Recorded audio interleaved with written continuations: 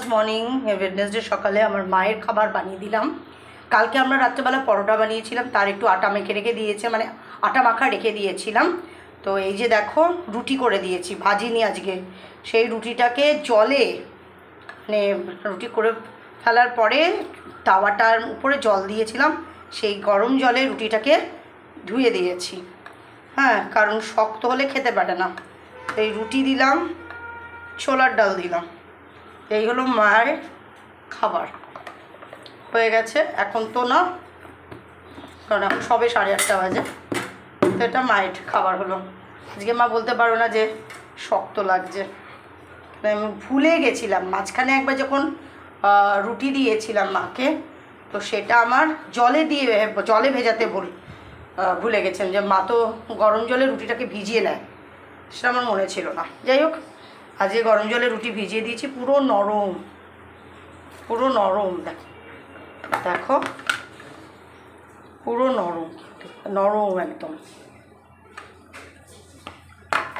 চলো, এই হলো মায়ের টিফিন। আমাদের কি হবে আমি জানি না। 11:30 বাজে, বাজারে আসছি, মানে বাজারে যাচ্ছি।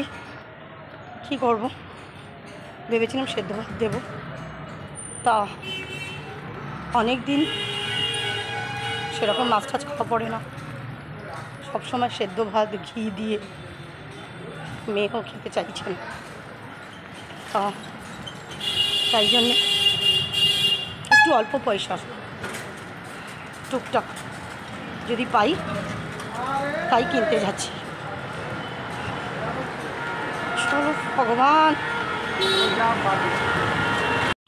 গেছিলাম 100 টাকার চিংড়ি মাছ যদি পেয়ে যাই, 100 টাকার চিংড়ি মাছ নেব।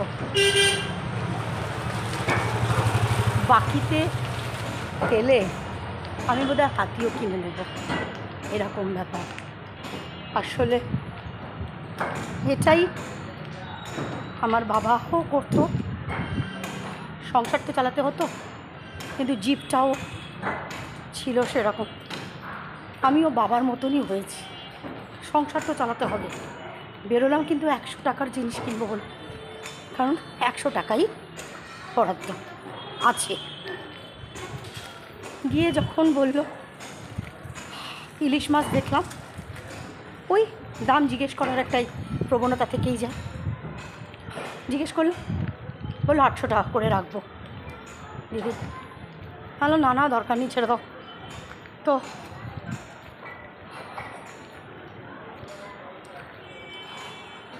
আমি যখন চলে আসছি, না নেবো না, মাছ ওজন করিও। যখন আমি চলে আসছি তখন বললো, আরে দিদি তুমি তো আমাদের পাড়ার, তুমি নিয়ে যাও না, তুমি পরে দেবে আস্তে আস্তে। যেই বলেছে পরে দেবে আস্তে আস্তে, আমি নিয়ে চলে আসলাম। আমি বললাম আমি কিন্তু আস্তে আস্তেই দেবো, 50, 20 যা পারবো। বলে হ্যাঁ। তাই আমি ইলিশ মাছ দুটো নিলাম আর 100 টাকা দিয়ে আসলাম। আর চিংড়ি মাছ নিলাম আমাদের শ্যামলদা, যে জল দেয়, তার কাছ থেকে চিংড়ি মাছ নিলাম, পুরো বাকিই নিলাম। আস্তে আস্তে দেবো, কোনো চাপ নেই।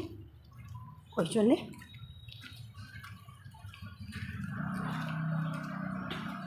সেটাই মনে মনে চিন্তা করতে করতে মনে মনে হাসছি নিজেই, যে বাকি পেলে শম্পা ঘোষাল হাতিও কিনে নেবে, এরকম ব্যাপার। প্রচণ্ড ভারী। আমি এইটুকুনি জাস্ট দুটো 700 ওজনের ইলিশ মাছ, 300 গ্রাম চিংড়ি মাছ,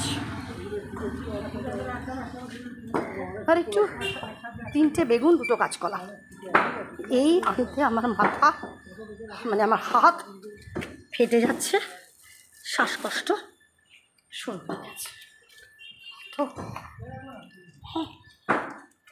পারি না, অনেকটা বেলা হয়ে গেছে, 12টা বেজে গেল, আমি এখনও রান্না করিনি। এবার ইলিশ মাছ বলে আমার বেশি প্রবলেম নেই, যদিও তেল অনেক কম আছে, সর্ষের তেল একেবারেই একটু আছে। ইলিশ মাছের ঝোল আর ভাত, ইলিশ মাছের তেল তো থাকবেই। চলো